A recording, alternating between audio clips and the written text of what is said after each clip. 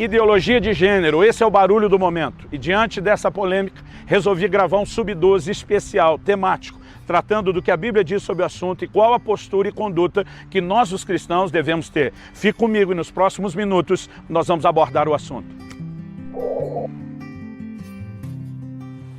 Estou aqui em Santa Felicidade, um bairro tradicional, uma área gastronômica de Curitiba. Gente, eu fiz um post essa semana com a declaração "Diga não à ideologia de gênero". E percebi nos comentários, nas redes sociais, que mesmo muitos dos cristãos parecem, em primeiro lugar, não entender o que é ideologia de gênero, nem entender o que é esse nosso posicionamento contrário. Em primeiro lugar, eu quero dizer o seguinte: nós, como cristãos, podemos defender direitos, aquilo que é nosso direito, de acordo com a palavra de Deus. Em Atos, no capítulo 16, quando o apóstolo Paulo foi preso na cidade de Filipos, a Bíblia diz que fizeram ali um julgamento sumário, se é que pode chamar assim. Eles, na verdade, foram açoitados, foram presos, sem passar pela formalidade de um julgamento que, como cidadão romano, o apóstolo Paulo tinha direito. No dia seguinte, quando simplesmente as pessoas da cidade dizem ao carcereiro: pode mandar eles embora, diga que eles estão livres, o apóstolo Paulo diz assim, vamos ler o texto bíblico, Atos 16, 35.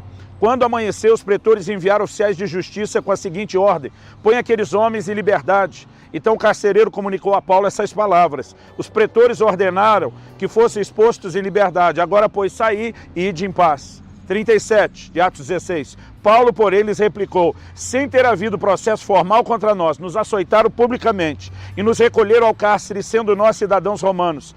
Querem agora às ocultas lançar-nos fora? Não será assim, pelo contrário. Venham eles e pessoalmente nos põem em liberdade. Os oficiais de justiça comunicaram isso aos pretores e estes ficaram possuídos de temor quando souberam que se tratava de cidadãos romanos. Então foram ter com eles e lhes pediram desculpas e, relaxando-lhes a prisão, rogaram que se retirassem da cidade. Será que o apóstolo Paulo aqui só queria criar caso? Será que o apóstolo Paulo aqui queria apenas ser vingativo? Não, nos prenderam, agora não é assim.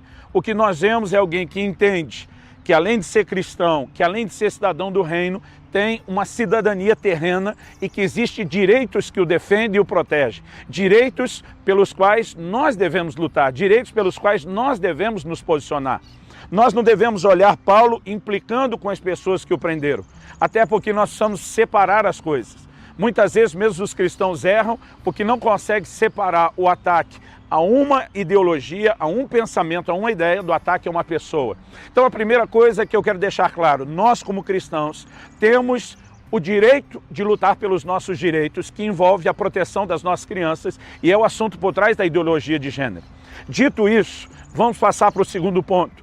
Ouvi o questionamento de muita gente: onde está o amor? Vocês pregam amor, agora estão aí julgando pessoas. Em primeiro lugar, Deus ama de fato a todos, é verdade. Agora, o amor de Deus não significa que Deus concorda com o pecador na sua prática de pecado.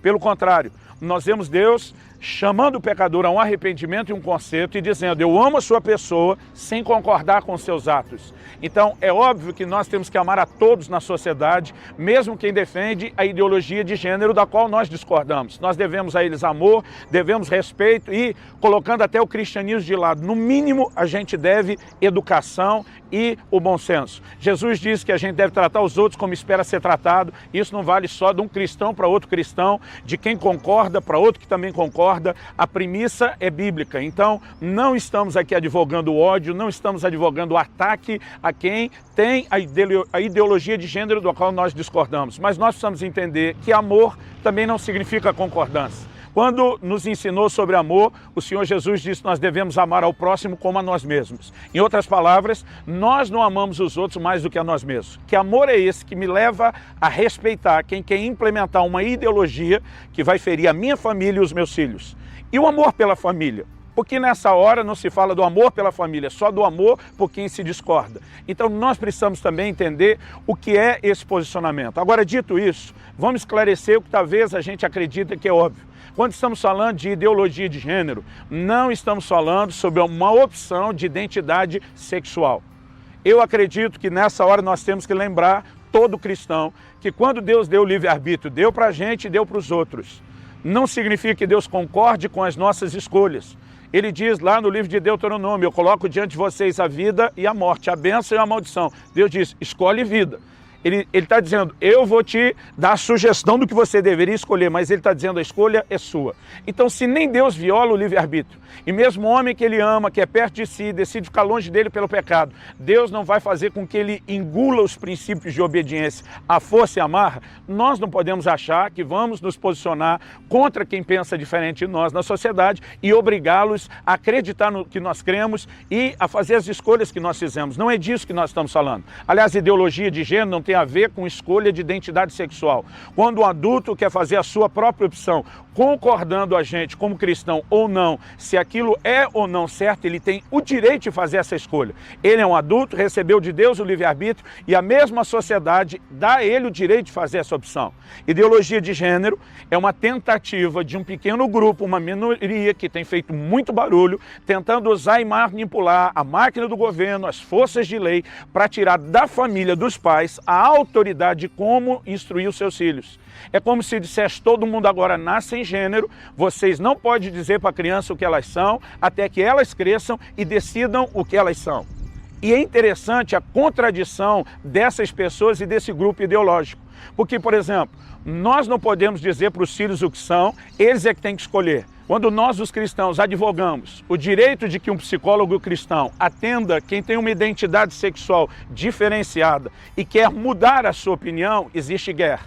Quando o hetero quer fazer uma opção homossexual, ele é livre para isso. Mas se o homossexual quiser mudar para hetero, ninguém pode ajudá-lo. Então o que nós temos não são pessoas defendendo o direito de escolha.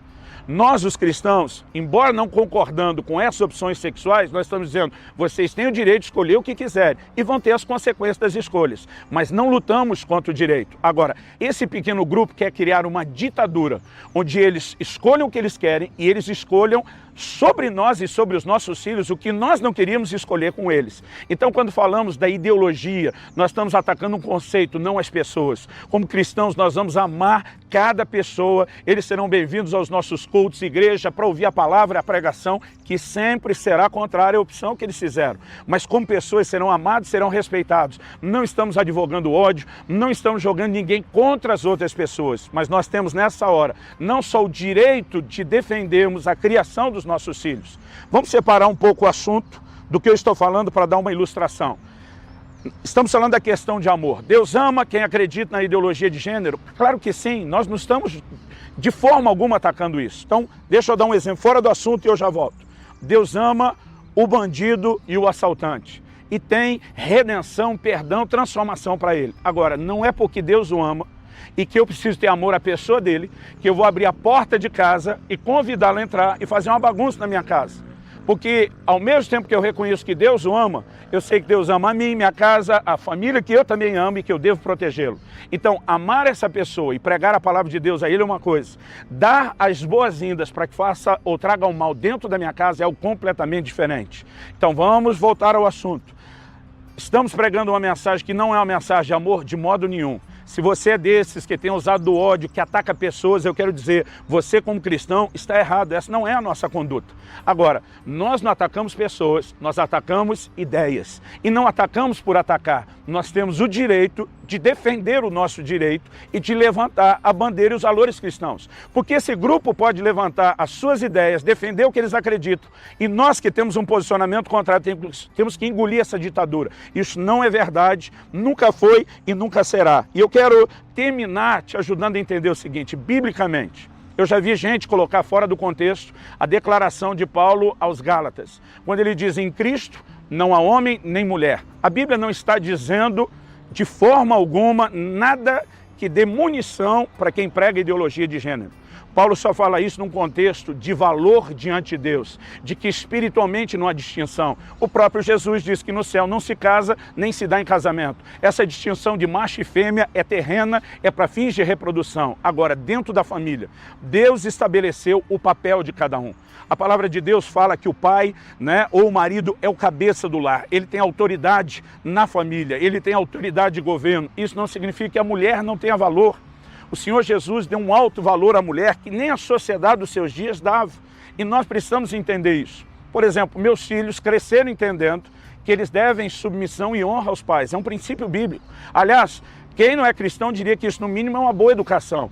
E não é porque eles tinham que se submeter aos pais que eles tinham menos valor dentro de casa. Pelo contrário, nós, os pais, nos sacrificamos pelos filhos. Mas ainda assim, há uma cadeia de comando e autoridade. A mesma coisa, nós olhamos, Deus estabeleceu o papel para o homem, Deus estabeleceu o papel para a mulher. E desde o Velho Testamento, o Senhor claramente falava a respeito do homem não se vestir com as roupas de mulher. Havia definições claras e nós entendemos que isso é para nós um princípio. Se alguém não quer vivê-lo, nós não podemos obrigar a viver a nossa condição. Mas eles não têm direito de criar uma lei que remova de nós o nosso direito de continuar acreditando na família e fazendo a distinção de gênero. Então vamos orar pelo assunto, não vamos atacar pessoas, vamos amar, vamos respeitar as pessoas como cristãos, mas vamos sim nos posicionar por algo que não é só um valor cristão que defendemos, mas é também um direito que nós temos na sociedade em que nós vivemos. Eu espero que essa pequena reflexão te ajude a entender o que a palavra de Deus diz,